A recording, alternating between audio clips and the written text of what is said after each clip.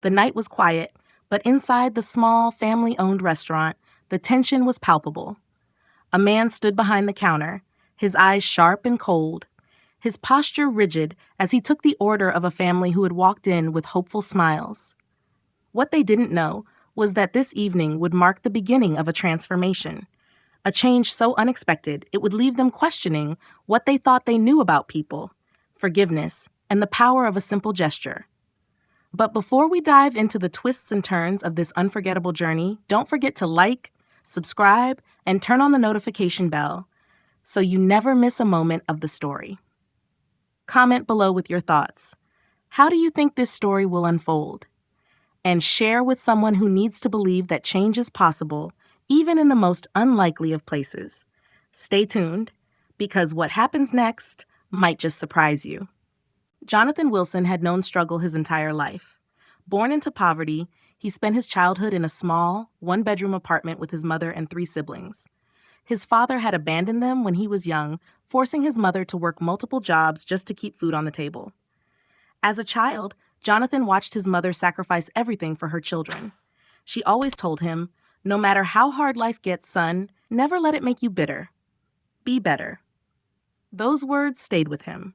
He promised himself that one day he would break free from poverty, not just for himself, but for his future family. Years later, Jonathan met Angela, a woman who shared his drive and determination. Angela had her own struggles growing up, but like Jonathan, she refused to let hardships define her. Together, they worked tirelessly, starting from the bottom, saving every penny, and investing wisely. After years of relentless effort, sleepless nights, and unwavering faith, they built a thriving real estate business. Success didn't come easy. There were moments when they felt like giving up, times when deals fell through, when they lost everything they had saved, and when doors slammed in their faces simply because of the color of their skin. But they persisted, and eventually their perseverance paid off. Now the Wilsons were millionaires. Despite their success, they never forgot where they came from. While they could afford luxury cars, designer clothes, and a mansion in an exclusive neighborhood, they chose to live modestly. They still shopped at small grocery stores, drove simple cars, and never flaunted their wealth. Money, they believed, was a tool, not a measure of worth. Their greatest treasure, however, was their 10-year-old daughter, Ava.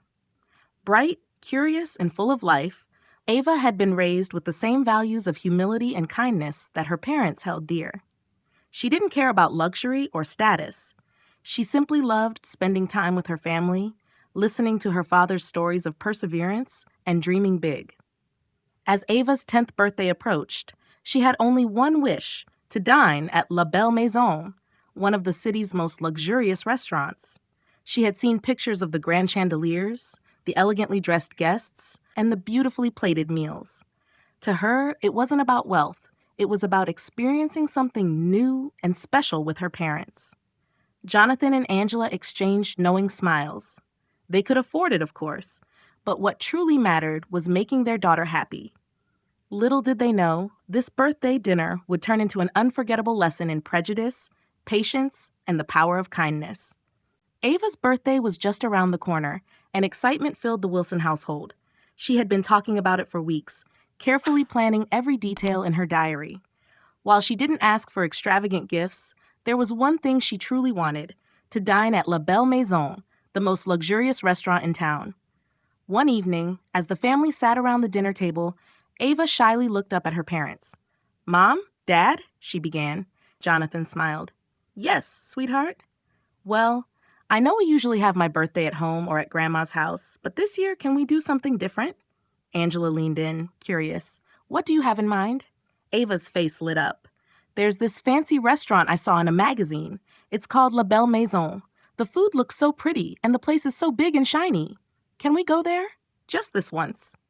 Jonathan chuckled, exchanging a glance with Angela. He loved how easily Ava found joy in the simplest things. "La Belle Maison, huh?" he said, pretending to think hard.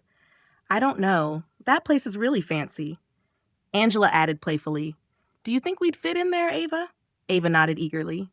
"Of course. We may not dress super fancy all the time, but we belong anywhere, right?" Jonathan's smile widened.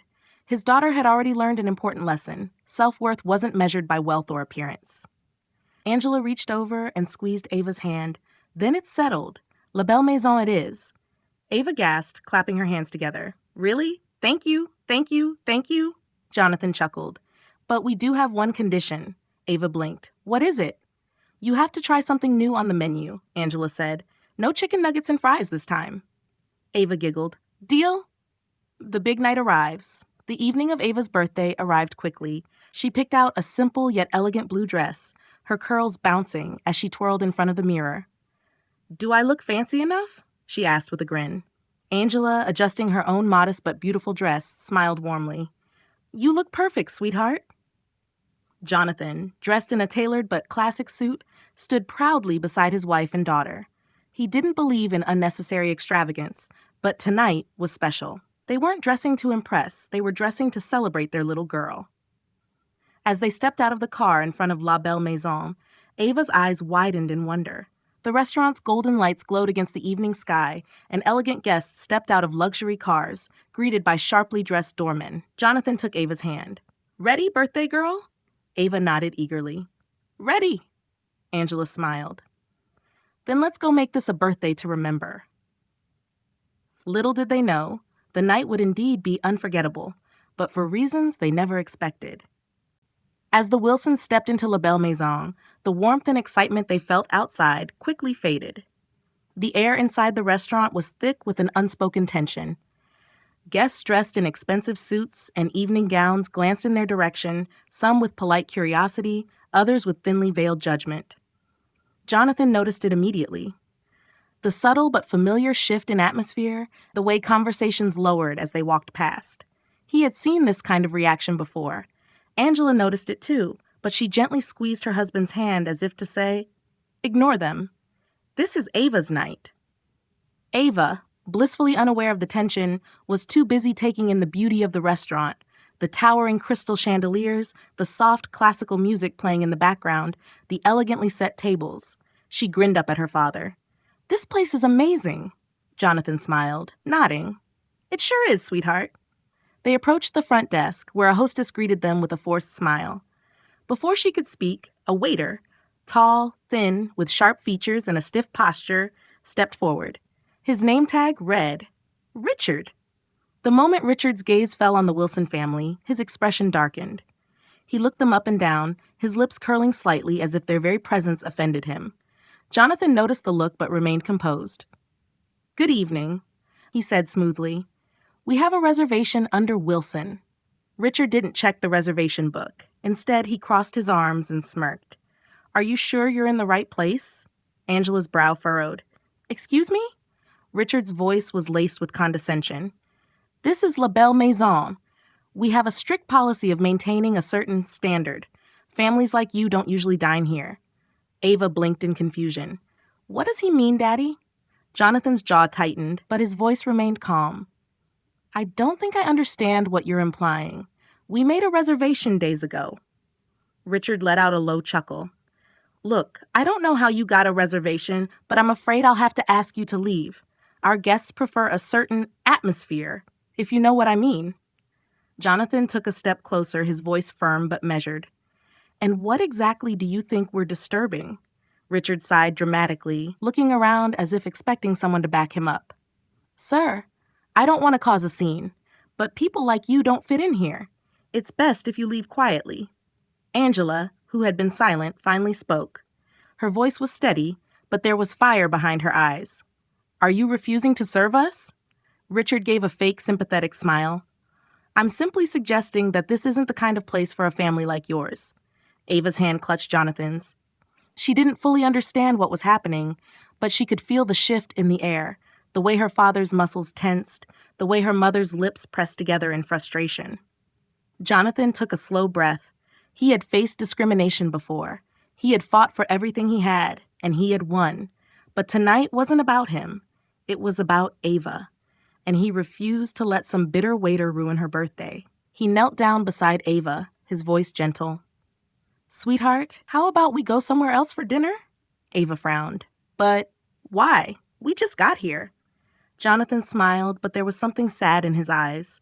Because some people don't understand kindness yet, And when people act ugly, we don't argue with them. We show them who we are in a better way. Angela touched Ava's shoulder. Let's go, baby. Ava hesitated, then nodded. She didn't understand completely, but she trusted her parents. As they turned to leave, Richard's smirk widened, as if he had won. But what he didn't know, what he couldn't have predicted, was that the Wilsons would be back. And when they returned, they wouldn't just be customers, they would be the owners. As they drove home, Ava sat quietly in the back seat, her excitement from earlier now replaced with confusion. Daddy, why did that man treat us like that? She finally asked.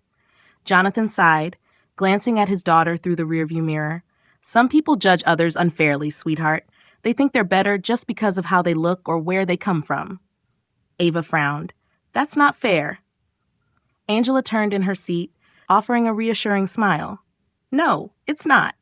But how we respond to people like that matters. Jonathan nodded. If we react with anger, we become just like them. But if we use wisdom, we can teach them a lesson they'll never forget. Angela studied her husband. She had seen that look in his eyes before, the look of a man who was planning something big. You have an idea, don't you? Jonathan smirked. I do. And it's going to take some time, but trust me, it'll be worth it.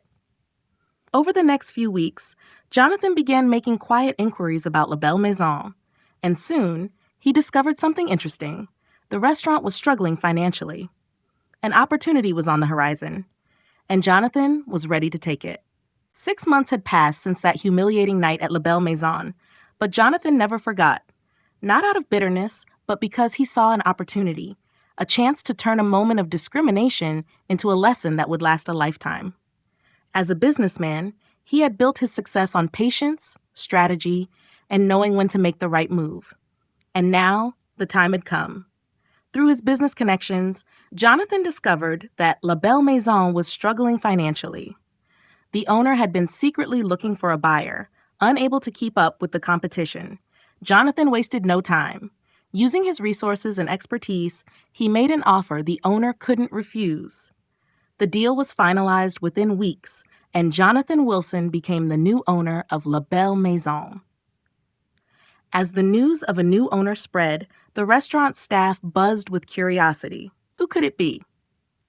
Some hoped it would be a celebrity investor, while others feared a corporate takeover. But no one knew the truth. Meanwhile, Richard continued his work as if nothing had changed. He still carried himself with arrogance, treating certain guests with respect while looking down on others. Then one evening, everything changed. The moment of truth. The restaurant was running smoothly when the doors swung open, and in walked Jonathan, Angela, and Ava Wilson. Richard barely glanced up at first, until he recognized them. His smirk vanished, his face turned pale. His hands trembled as he clutched the tray he was carrying. It couldn't be. It wasn't possible. The very family he had insulted, humiliated, and thrown out was now walking through the doors with an air of confidence and belonging. And judging by the way the manager trailed behind them with nervous energy, Richard knew something was very, very wrong. Jonathan stepped forward, meeting Richard's wide-eyed gaze. Then, with a small, knowing smile, he spoke. Richard, I believe we've met before. The waiter swallowed hard, realizing in that moment his fate was no longer in his hands. Richard's heart pounded in his chest as he followed Jonathan into the newly renovated owner's office. He had spent the last hour bracing for the inevitable, humiliation, a scathing lecture, and finally, the words he dreaded most, "You're fired." But Jonathan Wilson wasn't like him. Seated behind the desk, Jonathan leaned forward, lacing his fingers together. Angela stood beside him, her expression unreadable, while Ava, now fully aware of what had happened months ago, watched with quiet curiosity. Jonathan gestured toward the chair in front of him. Sit. Richard hesitated, then sank into the chair, his hands clammy. Jonathan studied him for a long moment before finally speaking. Do you remember us? Richard swallowed hard.